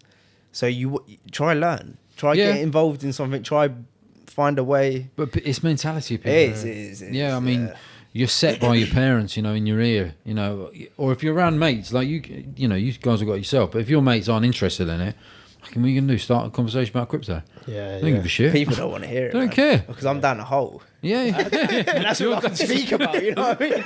When you're so down the hole, you can't, that's the only conversation you really want to have. Yeah. So then you're trying to be normal, but it's not. Well, it's what you want to talk about. I mean, I'm the same when I go home. You're talking about your business and you know things that are going on. Because even I've got my missus you're doing, she's like, oh, is he safe? I'm like, listen, just trust me. just follow me. Just follow me. Man's losing her money. Losing her money.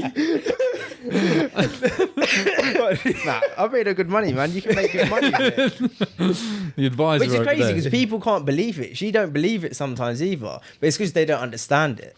Yeah, of They course. think this is too crazy or too easy. But I'm like, it's not too easy. It's because I've put the time, work, and effort. So I understand it. Yeah. But the hours that I've put in, it is easy. Yeah. I'm not saying, obviously, you can chuck money at it, lose it, but then you're gambling because you don't understand. Yeah. You're not doing the homework on it. At least try understand what you're trying to do. Do you set the risks and what you're willing to get involved? And I know you've got a spreadsheet. We have been now. I'm Yeah. all in. All in. We have been now. Whoa, people don't understand. He says I'm autistic, but I... Fucking hell. You got to use context. Hey, this guy, Fuck me, man. autistic. I think crypto is. This is my belief. Yeah, because it's such high risk. Some of these coins and like the NFT bubble and all of that. Yeah. Some of the things are so high risk that I think if you're a logical thinking person who understands risk, you will look at it and go, that does not make sense. I'm not investing in that. But if you're a bit, I think you got to be a little bit. I think you got to be a little bit on the spectrum. And I think if you are, you'll make serious money because you look at something. You don't think risk. You think narrative. You think, well, I like it because of this. Maybe someone else will. And them sort of people make big money. Like these cat tokens. Yeah. How I learned was we learned hedge funds. I've listened to billionaires. I've read stocks. I've read commodities. I've read everything. But we're in a generation where memes and games and things these are like when a narrative's so strong, that's what makes money. Ride the narrative. You don't want to be involved in the narrative for too long. People don't understand crypto's a cycle. And we had a hedge fund manager that come on our pod. We read his book ages ago, and that's how we started. And he said it. He said, like, if you look at the .com era, you have to be an investor of the cycle because you don't know what coin's going to make it. Like Bitcoin's the fundamental coin, which I think that is a gold. If you invest in that, you can't go wrong. But no one knew Amazon back in 2000 because no one knew that was going to be the winner. So again, be an investor of the cycle, understand how it works, take your losses, try to come out with something and carry on playing the game. But we're learning in real life. Hey man, I've lost a lot of money during the last month. Doing dumb things. Again, chasing a shiny object. Yeah, of course. But again, you come out and you say, oh, well, that's a learning experience. I can do it again, but there's so many ways you can look at it. There's a lot of learning. If you come out with a lesson, it's fine. The returns, when you say it doesn't make sense, but it does make sense. It does make sense. Again, you got... As it is now. Once it stabilises, then I feel like it's like this, understand human beings. Understand what are the majority of human beings doing and try front run them. If you can try front run them, then that's the game. That's the whole game. And then you have to learn, you have to learn signs of obviously when to come out of the crypto market. Yeah, of course. Well, you can learn that. But again, you've got to be dialed in. But again, we've been in it for like 5-6 years. So you've earned it. But again, it does take big balls. You have to have risk. Yeah, of course. Otherwise, well, it depends where you want to go. For me, my risk appetite and where I want to go, I'm going to be very fucking ballsy, where he's like opposite. He's very like, oh, we should be a little bit more. There's a bit more. But my risk has gone up. I'd say big. But are you pulled in together? Yeah. I'm glad we both. He's way more risky. Way more risky. Right. Way more. But I think that. But right. But I do get greedy as well. Like the hardest thing is take because I'm like, but in a year that might be worth that, and then that coin just crashes, and it's like, oh shit. Like the reason, like we to be fair, we haven't really taken money. Like the problem is that's the thing with crypto people. We're like so involved that you keep just doubling. Like I'm still living like a peasant, and it's like I've got good money. Like but now it's getting to the point where it's like we've had this little crash, and it's like a realization like it's not actually it's about crypto's a game, and it's about coming out with money. Yeah. Because when you come out of it, now you can get involved with other things. You got the best thing to have is like cash on asset, and then you can play again. So now it's like come back to the drawing board, be realistic, cut it undervalue it, and come out. That's the main thing. We did it. I've experienced. We did it with Phantom. We got involved in Phantom like really early, and then it went sky high. Watched it peak. Got to pump it up, blaring from the office, and then. Is that what you said? You were playing that in the office. Oh yeah, better believe it. But Phantom's still such a great coin. But it's gone down. Yeah, it has. But you can't not. Yeah. Well, when it was, I think it was at $3.60 or 80 or something. It definitely be going up. I think that's the thing. You have to separate your mind, because we learnt stocks and shares. It's a very different mindset. It's the mindset of normally when you invest in stocks and shares, if you go on a Hargreaves Lansdowne or BlackRock or whoever you do, you're listening to the boomers, man. Yeah, the old boys. And they say like it does. It says the average time you should keep your money in an investment is 5 years, and leave it in there for 5 years. So you've got that mindset. It doesn't work in crypto. Because what's good today won't be good in 4 years, potentially. Some things will, but they're all going to crash back down. Even Bitcoin's going to crash back down to a certain level. When it's climbing and you're looking at it each day. Yeah, it's hot. That's the hardest middle of the night, bit. you go to the toilet, you go, let me have a little look. In the middle of the night, sometimes you can't even sleep, because I'm like, I'm going to get stopped out. I was doing like shaking. I was doing all nighters. I was trading memes, and I made good money, and then I ended up just losing a lot of money. But then I realized I'm actually just gambling. I've got a knack for it, but what happens is it's just too much. It's unhealthy, and it's unhealthy. Like up all night. These people. Oh, I'll tell you a funny story, man. This is hilarious. We were up. It was 10:30. Me and him are sitting downstairs. We've got all the lights off, but the TV light on. He's in these chats, and you can speak in the chats. And then there's these coins are like. They're like 100,000 market caps, so they're proper degen coins. Right. And it was like the guy who made the coin. It was of his dog, so he's in the chat and they're showing it, and all these people in the chat are like, bark for the dog, bark for the dog. So everyone's like, and then the price is going up, and everyone's like, keep barking, man, keep barking. The price is going up. So everyone's in this chat getting hyped, barking, playing Who Let the Dogs Out. Like that's when you said pump it up. It made me laugh because they've got Who Let the Dogs Out. They're all barking on this thing, and I was just like, whoa, this is crazy. But you're making $2,000. I brought that down at like 100k market cap, and it went all the way up to 3 mil. That was like $5,000 in the space of 2 hours. I mean, see, if HMRC are listening, it was only $3,000. That's the capital gains. But again, the main thing about investing is it's emotional. Yeah, you got emotional attachment to money, and when you see things go up, you think they're going to keep going up. And that's why I think. Yeah. I used to cuss my mates that used to do trading, but I think the most important thing is to understand is like support and resistance zones, and understand lines and targets, and say, I'm going to be realistic, and when this goes to this, I have to come out. And that's the big change what we've been doing, because the problem is if you don't have a plan and you can't execute it, you're just going off of what you think's good. I've done well getting as far as I've got to, but I want to be the 1%. So now I have to dial in even more. Better. You have to be even better. Like the market doesn't stop. Like again, you never stop learning. You want to be good and you want to be great, then you fucking got to step up. Are you learning like every day, doing something? Every single day. I'll tell you the routine we have every day. Yeah, he'll probably get up and do something on the computer, to go for a run or something. We'll go to work. We'll talk about it for 2 hours. We'll talk about it for 2 hours, come home, there's specific people we watch, so then we'll put that on, we'll watch that for an hour, go back to work, talk about it, probably listen to something at work, come home, because these are all American people. Another one will start when we get home, because it's like 9 o'clock there. And so then we'll watch another two hours of that, maybe go gym, or if you go gym, catch up with a minute at gym, look at more charts. Like it is quite a lot. That's why I've been... a lot. Yeah, that's why I've been not doing as much podcasts, because I'm like... just all in on this as well, but I think I like doing the podcast though, because it's a bit more there's more realism. You get to speak to people, and I think you got people, and it's understanding people's journeys, and it's just a bit. But mixing. But you got to remember, you got full on though. Yeah, but it's like a business when you start. You got I just feel like if we double down now, the money that we can make, well, we've just brought freedom. We don't have to work now. Now we can concentrate and have time for this, while we still got money and time for that. And again, this opportunity comes around. The bear market normally lasts like a year and a half, so the opportunity is not always there. Last time, and that's if the opportunity even stays. So when do you think it's coming? When do you think the bull market's coming? Well, like I said, like we're at the halving point. It's normally September Q4 is the start of it starting to pick up, and then we go on. But it's an election year, so normally elections they're not going to want to try crash the market. But then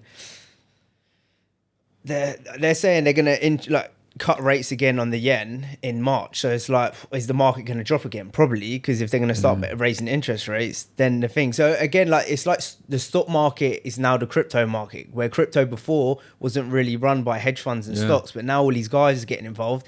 There's a different element to the game. You have to understand the news. You got to understand. So now it's actually getting harder because people knew that crash was coming the other day. Like the people we watch. Well, we didn't know. But the people, he had a bit of an understanding. I was just off of it. I was trying to say, get out of it. Trying to tell me, and I wasn't having it. I should have done it. But there's some of the people we watch was like, as soon as they see the job rates in America, they were percentages higher than they should have been. That was a trigger for them. That was a trigger. That was one trigger.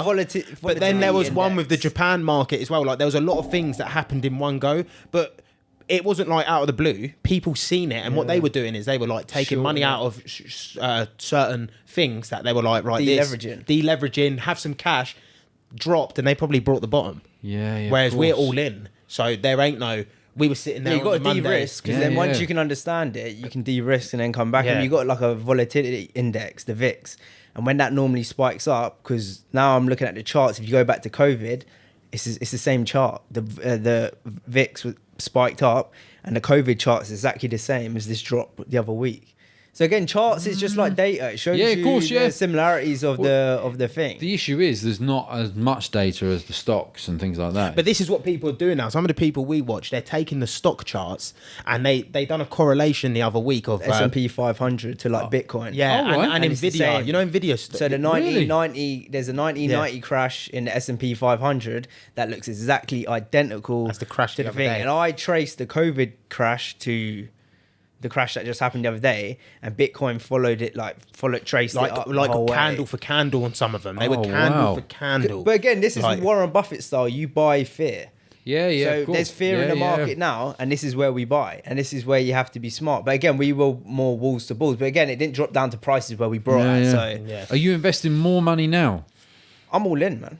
All in. Yeah, I'm all in. Like this is either make or break. Like, but but I'd be happy for that. Yeah. Because what did we have anyway? Yeah, nothing. So losing it all, you just go back to painting, and you're still 25, 28. Yeah. It's fine. Yeah, but I just don't, find something else to do. I don't think you can't double down more on the pod. But that's the whole back to the pod. That's the whole point of learning and getting better. Like I will come out with something. It might not be what I wanted, but I know now. Like I'm more paranoid, and I'm more like, okay, yeah, cool. I've actually got to be a little bit more realistic. Come out with like something, and then let the rest of our stuff sort of ride over. But it's a skill you got for life, really. Yeah. But this is what it's levels though. It's like with your account, like you said, chasing certain clients and it didn't work, and then adapting the game. Like for us, if you just don't, you have to do the extra research. You have to. I'm not relying on the markets are so manipulated. I just think the world is so manipulated, and they could do anything at any time. You're better off learning something for yourself, so you can try and spot it before it happens. Because no one's coming to save you. Dedicated, lads. Dedicated. No one's coming. So we just try and do that. Really. Nice. Do you look at the stocks or anything like that? No. I want it. You know what I mean? I think that's the difference. I want it. Yeah, if you want it. Like, when you're listening to business people all the time and millionaires and billionaires, and you're listening to them all the time, you sort of like in their world, and you're sort of like, well, why can't I have some sort of level of that? And that's just where I'm at. I'm just like, if they can do it, I can do it. That's good, It's just putting in the time, it's the effort. And like, again, I think it's all mindset. I'm not even smart. I went to like a dyslexic school. I'm not smart or anything. I've got the mindset where I'm like, I will not give up. If I see someone else do it, I'm going to chase you. I'm going to hunt you down. Yeah, but you need that. You're the bar. Yeah. And I'm going to get to the bar some way or another. That's quality, that's why we're saying there's levels to the game. You got to keep leveling up. You got to adapt, like how you did. You got to adapt. You got to adapt. But that's why we speak to everyone as well. And we do the pod, because this is not just for like trading, investing, accountancy, going to the gym, fighting. Everything. That's why we changed the name to Unchained Minds. It's for everything. Even the guy who's been a drug addict for 3 years and they've turned their life around. That is still something you had to do. You had to overcome It's a something. massive success story. But that's what we believe, that just anyone can change their mindset around Yeah. like that. I think it's a personal. And you can always, it's like, in you- it's like you personal said, choice. you- No one's going to save Yeah, you. massively. And you can use a part of everyone's story. Yeah. Because Yeah, it's of like course. reading, like you might not need it now, but there'll be a time where it'll be like, oh, okay, no, this guy done this, or oh, We- I see this and this. When you want to change, when you really want to change, like me and Richard were both sober. Like I'm 5 years, he's 6. Yeah. It's because of the business, and it changed you because now no drink, no going out, because it's just focused on the business. Yeah. But that's because I had a goal. I had something to really chase after. Yeah, yeah. And really turn around and really go after it. Do you miss the drinking at all? No, not at No. all. No, man, I completed it, man. That's like he ain't Yeah, drunk in I haven't 3 drank years. in 3-4 Yeah, years. I'm- Well, yeah, I'm- 2020. Yeah, I mean, 4 years. Yeah, February 2020. Yeah, end of Feb. Yeah, 4 years. it was a game changer for me. Yeah. You just lose weeks, man. Yeah, yeah, yeah. Oh my god, man, it's just pointless. Yeah. I think when you're dialed in and you've got so much going on that drinking's an escape. And you don't And need the escape. If you're getting enough escape, then you don't need it. That's it. This is what I was trying to explain to someone the other day. I was like, if you're getting the right escape, you don't need to just go out and drink. It takes a while to learn that though. You know, you learn it young Yeah, to yeah, start. yeah. I mean, I wish I'd stopped drinking earlier. My dad stopped drinking a long time ago, and he always said that I was going to, and I was like, nah, fuck that. I'm having a great time. Yeah, yeah. But I Panama, living. There you go. But I wasn't. You Yeah, know? yeah. It's when the party carries on for too long, you know. And then when I started the business, you'd come in and you'd lose like 2 days, and when that's how you feed yourself, you got to change it and you got to sort it out. Yeah, So- yeah. Time's the most important thing. Yeah, That yeah. does suck up time. Like you going out on Oh, a Saturday, you're not feeling right till the Thursday. Yeah, but people are more accepting now Yeah, of yeah. not drinking. Yeah. You know, like you look how many non-alcoholic beers there are now. Yeah, it's true. It's still weird. Like even if you like when I go out or something, someone's like, "Oh, you're not drinking." It's like, bro, like, I don't. Yeah. Need to, like, Well, the first- I'm having a good time. when you say it to someone at the beginning, you have that conception that people are going to think you're an alcoholic. Yeah, yeah, yeah. But I feel like it's changed. But then again, I've been sober for so long that people just accept it now. Yeah, yeah. You know, however, when you meet people, they do introduce you and you go, "Oh, this is Mark. He doesn't drink." Yeah, You know, like rolls off the tongue. like it's a big thing. You know, like it's a religion or my something. surname at least. Fucking hell. It's the drinking culture in England, though. It's such a big thing. Yeah. isn't it? It's how Because people I'm bond. older now, I was wondering if it's still around, that drinking culture, because it was massive. It is definitely still around. Football teams, isn't it? Yeah, It's football still- teams, rugby teams. It's definitely still around, but it's harder for people. They're shutting more pubs and that, and so it's Yeah. harder.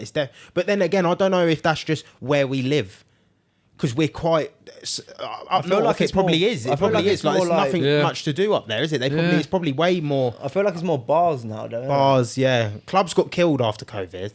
Really, no more. They just died out, didn't they? We don't Clubs. go I stopped drinking after, but even everyone I know, they don't go clubs anymore. A lot of you- clubs shut down. You just decided no more drink. That Yeah, was- just in COVID. I did was something like, trigger it, or you? a few. Well, no, but for me, it was Acting like like a fucking idiot. Yeah, yeah, But that was so a it. few little things, one big night out for me, and I was like, no, I'm done. few That was little it. things. Not liking how I felt the Yeah, rest of yeah. the week. Being paranoid. I used to be proper paranoid for the whole weren't week. big But I wasn't a drinkers massive anyway. drinker.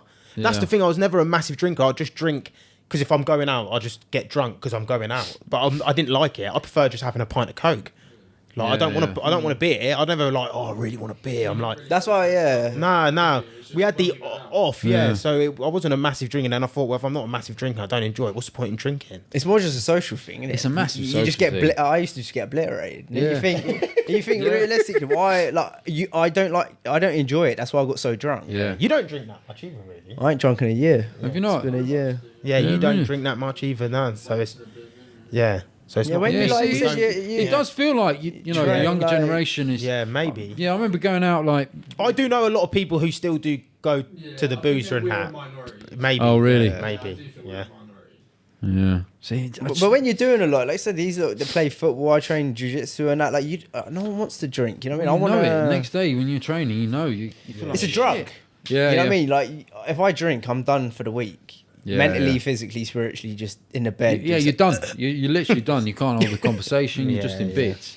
And Yeah. you realise you're around people that when you're sober, you don't want to be around. Yeah.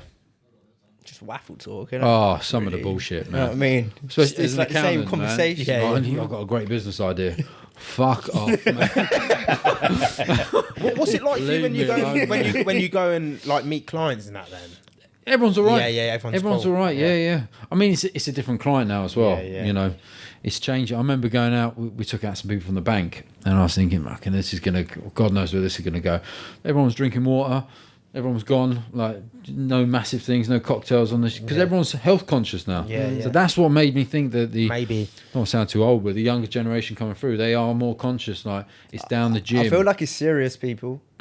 Maybe. I feel like it's winners. Like I feel like when people are serious and, there's a goal and they're doing things, I feel like the drinking, that's not really such a thing, is It's it? the circle you're in as well. Yeah. I guess if they're all like that, you know. But I just found it's more acceptable now. Yeah. You know? Plus, you don't really have to go on many nights out and stuff like that anymore. It doesn't really get you clients. Some pissed up geezer. It's unlikely he's got a big company. It might do, but it's unlikely. You'd rather go out. Waffling off your Bullshit.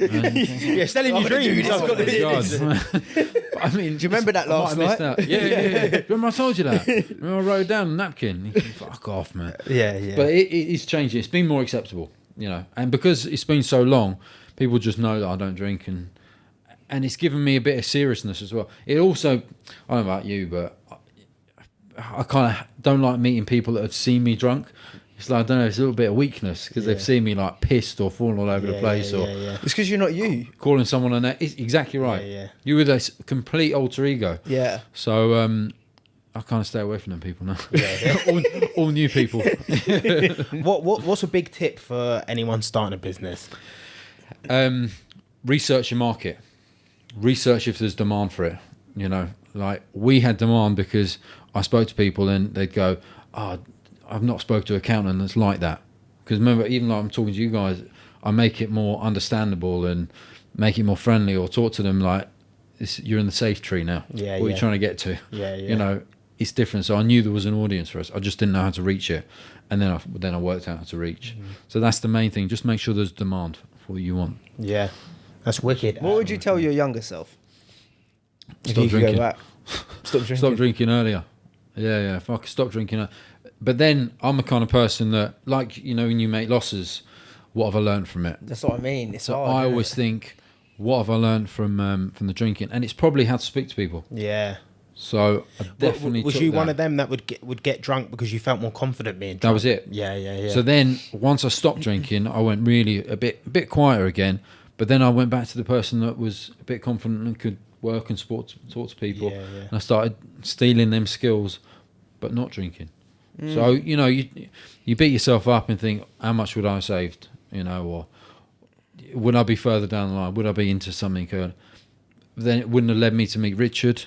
Wouldn't have led me to have this business. Wouldn't have led this. You know, we got some other clients. You know, and also, even the clients that I had before that seen me pissed and out on the smash, they now see me as more reliable because I'm not drinking. Yeah. You know, it's like when you see someone like that guy was an alcoholic, because he was a complete alcoholic or on drugs or whatever.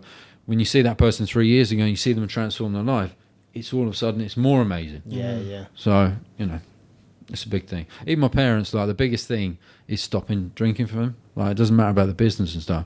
When I said I stopped drinking, it was like a huge thing. Yeah. Like, it didn't matter about what you'd built or what you'd done. That was a big thing. So if you can please your parents, you'd be all right. Yeah. That's good, man. How do you actually want to be remembered? So to family, clients, friends? You'd like a legacy. You'd like the company to go on without you, you know. Whether you sell it and you build a client base that has loads of like sports people and someone comes in and buys it, I don't know. But you'd like Cube Consultancy to carry on and then just be a big firm, you know. Then you have built something, hand it down to children and whatnot. Listen, it's an accountancy firm, isn't it? But we try to make it a little bit cool. Yeah. You know, it's a tough thing to do, make accountancy cool, but at least you got good clients, you got someone to talk to. You've always got a story about a client or something. So yeah, if I can build that. What about as a person, as Mark? It's a good question. Probably just the hard working, I guess. Yeah. I'm from Irish family, so Irish family are like really competitive, like with brothers, uncles, and all the rest of it. So you're always trying to please your parents as well, Irish children. So you'd probably just claw onto that and be remembered that, you were better than all your cousins. Yeah. And then the finisher, we ask everyone on the pod, your most euphoric moment in life so far. Oh my God. All right. I suppose in a way, it was probably meeting Richard in Panama. Yeah. On the 15th floor around a swimming pool, because that kind of it kind of changed it, really. Yeah. It was and that whole adventure was a complete fuck up, and it was a disaster, but out of it built this. So in a way, you know, even my parents are going, fucking, that was a shit show, you was traveling around the world, it turned into a disaster, but in a way It worked out. something came out of it that wouldn't have ever come about. Yeah. Even if I was on my own, I wouldn't have been able to build it to this. So in a way, that was Do you feel like life takes you on them journeys to sort of... massively. So you're not ready to do something, so it will take you on these journeys, so when you are ready, you've got all the experience. Massively. You Yeah. go through it, like even past relationships. Yeah. All them experiences, they build... At the time, they're a nightmare. You know, you're going through it, and no one else is there with you, but at the end of it, you can analyse it and go, do you know what? It happens. Builds When you're in the the character. moment... Oh, massive. When you're in the moment, you think, fucking hell, I'm going to get out of this. But when you look back at it, you're glad it happened. Yeah. But at the time, if someone said that to you, you want to punch them in the face. Yeah. You know, because you just can't see past it. Yeah. But yeah, it does bring you.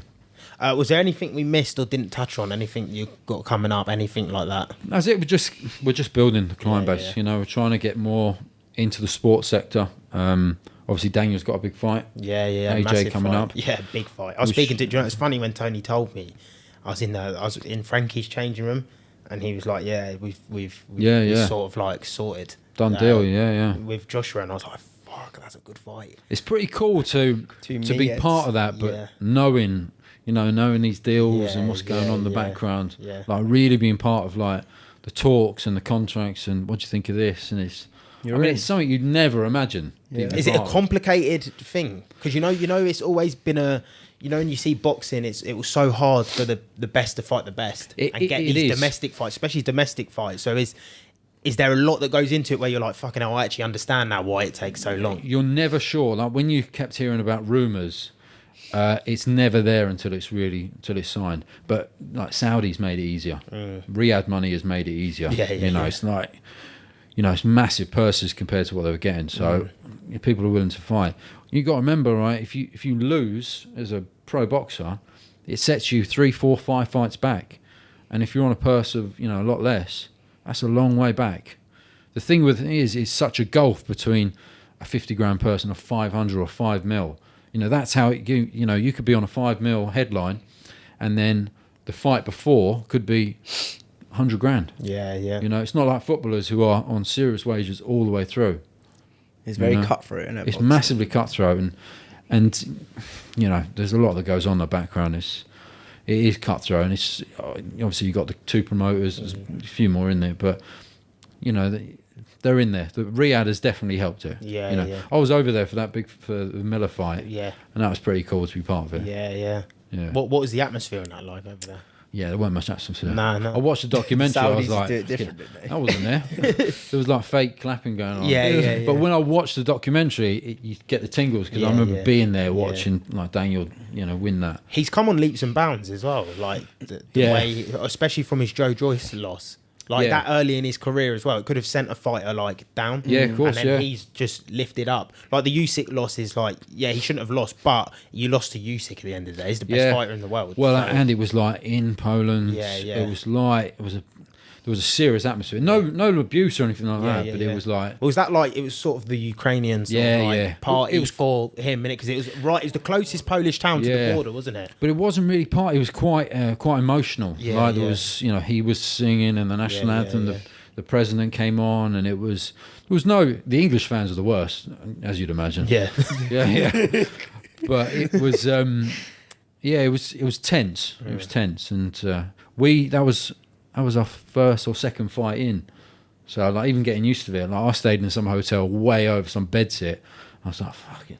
But now you learn, and then the Riyadh, I was in the same hotel as It's just cool to be around. The fight week is pretty. Yeah, it's intense. It's intense, but it's pretty cool. Yeah. Like you're seeing it all, and then It's good to just be on a fly on the wall in them situations. yeah. I mean, you sat there having lunch and Deontay Wilder and all them. So I think Yeah. this is fucking mental. Yeah. Surreal. Like doing It's videos. mad, innit? Yeah. And like even like we brought his shorts over. I was like, this is fucking mental. But it's cool. It's cool to be part of. Yeah. So I can get more of that and build it on that basis. And you know, I want to be that accountancy firm that's like quite cool, and all the influencers want to be with us because we are, you know, we're good Yeah. as well. So Yeah, hopefully this can spread the message. To Spread the anyone message. watching. That's it. And I know you got your own podcast as well, so I'll leave the links below for that. Cool. Good man. For the channel, everything like that. Mark, thank you Top for man. coming on, man. Really appreciate Really it. appreciate it. It's been good insight, man, into everything. So we hope people at home enjoyed it. If you did, leave a like, subscribe. Make sure you check Cubed out. Make sure you check Mark out. And this has been another episode. And peace, people.